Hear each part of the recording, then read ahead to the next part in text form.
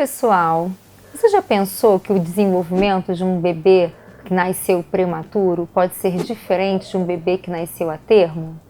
Hoje nós vamos continuar conversando com a Cristina Tobias. Ela é fisioterapeuta neonatal e pediátrica e vai falar um pouquinho para a gente sobre esse assunto.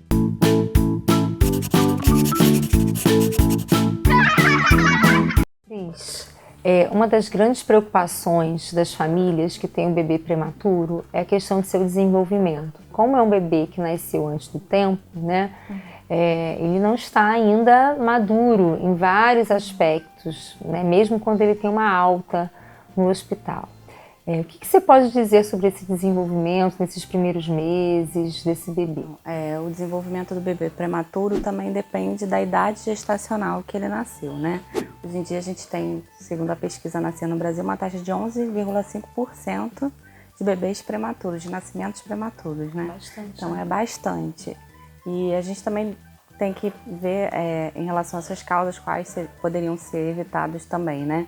A gente tem uma grande taxa de cesárea, né? E a escolha do momento do parto às vezes é um pouco prematuro e isso pode ser evitado. A questão da gestação também já pode, por si só, influenciar o desenvolvimento. Então, além do pré-natal, um bom pré-natal também vai ajudar no desenvolvimento. E a idade gestacional, o peso que o bebê nasce, então tudo isso vai influenciar. Geralmente o bebê que nasce muito prematuro, ele sempre vai ser bem mais imaturo em relação à parte neurológica, em relação à parte pulmonar, então ele vai ter várias dificuldades, né? O bebê que nasce um pouco mais para frente, ele já tem um pulmão mais maduro e um cérebro mais maduro também, mas ainda é um pouco mais imaturo que o bebê a termo. Então isso dificulta o crescimento do cérebro, a velocidade com que esse cérebro se desenvolve é diferente depois do parto, né? O tônus do bebê é diferente porque ele ainda é imaturo, é um bebê mais molinho, mais hipotônico, né? E tudo isso vai influenciar o desenvolvimento do bebê. Toda vez que a gente avalia um bebê prematuro, que a gente faz uma triagem no follow-up, nesse acompanhamento, a gente vê também a idade gestacional e corrige essa idade gestacional para não subestimar nem superestimar esse bebê. Então, quando eu olho para um bebê prematuro que eu estou avaliando o desenvolvimento dele, eu vejo, corrijo essa idade e vejo se um bebê que nasceu com 8 meses, ele tem 1 mês de diferença para a idade termo, então eu vou tirar 1 mês. Se ele tem 3 meses, eu espero que esse bebê tenha um desenvolvimento de 2 meses. Então, se ele tem 8, né, ele nasceu 1 mês antes, a gente considera como se ele tivesse 7. Ele teria que ter mais ou menos o desenvolvimento de um bebê de 7 meses, aproximadamente. Se ele tem 8 meses de vida e nasceu com 8 meses de idade de gestação, 1 mês antes da idade termo, eu vou corrigir, ele teria 7 meses, por exemplo. Né, para que eu não subestime ele nem superestime, né? Só que o bebê prematuro, né, conforme ele vai se desenvolvendo, dependendo do desenvolvimento, ele pode, né, ser capaz de fazer coisas de 8 meses, de 7 meses e ainda ter alguns resquícios dos 6 meses, porque pode existir esse atraso, né? Aproximadamente 50% dos bebês prematuros podem ter algum tipo de alteração e 50% podem ter um curso normal. E a partir dessa avaliação do desenvolvimento dele, eu tenho como saber se ele está um pouco mais atrasado, se ele está se desenvolvendo bem. Então, o mais importante, Carla, diante disso tudo, é que a gente acompanhe, né? Todo mundo sabe que a puericultura é feita, né, todos os meses pelo pediatra, que acompanha o crescimento, acompanha o desenvolvimento, né, acompanha o ganho de peso, né, tem toda uma questão nutricional que envolve o prematuro, que é importante para o desenvolvimento, o crescimento é importante para o desenvolvimento.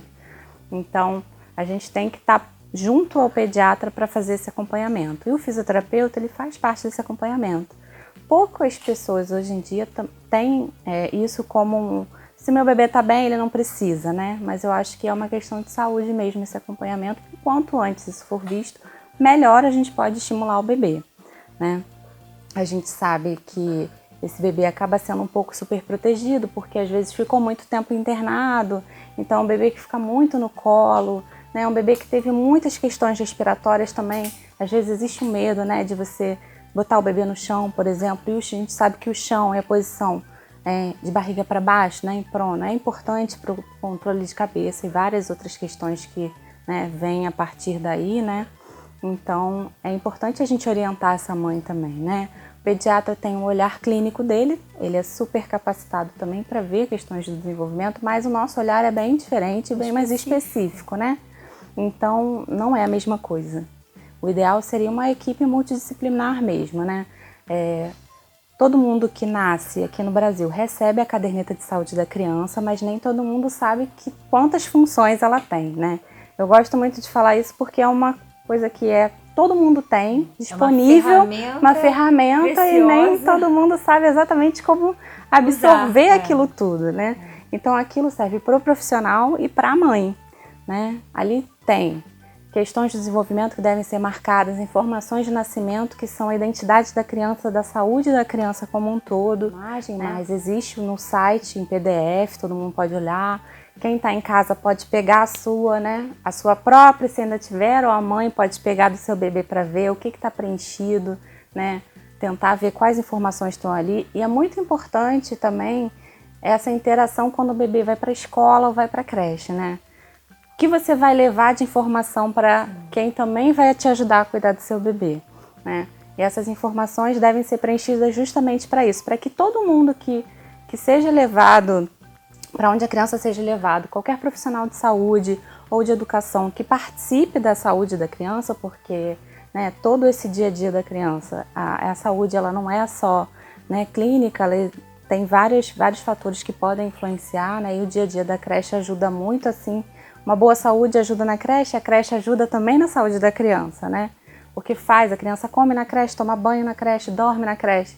E uma criança que come bem, que dorme bem, que cresce bem, é uma criança mais saudável, né? Então essas informações levadas para a creche ajudam também, né, todo o setor de educação a contribuir com esse dia a dia da criança. Então a idade gestacional da criança vai dizer muita coisa para a creche? Vai. Porque ela precisa de uma atenção, eu estou estimulando essa criança. Com que idade? Né, com a idade que ela tem de vida, ou eu tenho que prestar mais atenção nessa diferença que ela tem, né? Ela nasceu com baixo peso, poxa, ela está crescendo, né? A mãe vai levar essas informações muitas vezes, mas muitas vezes ela nunca teve essa informação escrita em algum lugar, né? Quando o bebê é internado, ela recebe toda uma documentação, mas quando o bebê nasce bem, né, às vezes é um prematuro limítrofe, por exemplo, né? Mas mesmo assim, é importante que todos saibam que ela nasceu um pouco antes, né? Da vida. A gente sabe que hoje a gente tem uma problemática de um grande número de crianças autistas e a gente não sabe, por exemplo, que um bebê que nasce com 35, 36 semanas, que nasceu bem, que não precisou de nenhum tipo de suporte, teve alta em 2 dias, que esse bebê também tem um risco maior de autismo, né? E aí é importante 2 coisas. Primeiro, que todos esses bebês sejam acompanhados. Na verdade, todas as crianças deveriam ser acompanhadas pelo menos uma vez em relação ao seu desenvolvimento. Por várias áreas, né? Não só pela parte clínica, mas por todas as áreas, né? Mas também saber que aquele bebê precisa de uma atenção mesmo, da mesma forma que um bebê que nasceu bem antes precisaria, né? O fato dela não ter ficado internada e ser prematura é diferente, sim, né? Existe um risco 9 vezes maior de um bebê prematuro, limítrofe, tardio, ter autismo mais do que uma criança que nasceu a termo, então existe diferença, né? A partir do momento que o bebê nasce, todo o desenvolvimento dele não é igual, porque o ambiente do útero não é igual ao ambiente externo, né? Então, isso faz diferença. Mas, ao mesmo tempo, a segunda coisa que seria legal falar é que não é um estigma. Ser prematuro não é uma doença, é uma condição diferente, né? Então, você vai conhecer várias pessoas prematuras, você nem sabe que nasceu prematuro. É porque ninguém depois de crescido anda com a placa, né? Sou prematuro. Não, mas tem muitas dificuldades, e as dificuldades são diferentes. E como eu disse, uma parte também vai ter um desenvolvimento normal. Então, nem sempre a criança vai ter um atraso motor, às vezes ela vai ter uma dificuldade na matemática, na função executiva, às vezes a questão pode ser mais de comportamento, né? Então existem vários aspectos que devem ser avaliados. Então a questão cognitiva deve ser avaliada, deve ser acompanhada, né? Então a parte da psicologia, da pedagogia, toda deve funcionar junto com essas informações que são ricas, né? Para quem ajuda a criança, né?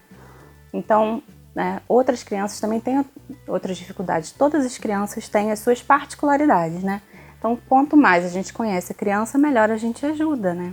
E aí, no caso da prematuridade, é ainda mais importante, porque se já é dito, se já é estudado, se já é evidenciado, por que não usar essas informações. Então essas informações devem ser bem documentadas e a caderneta é a melhor ferramenta no momento que todas as crianças têm acesso. Que legal, a importância da carteirinha de vacinação. Isso serve para quem tem bebê prematuro e para você que tem seu bebê nascido a termo também. Não esqueçam desse detalhe importante. Se você curtiu o nosso vídeo, compartilhe com seus amigos, se inscreva no nosso canal e acompanhe o Estúdio da Criança nas redes sociais.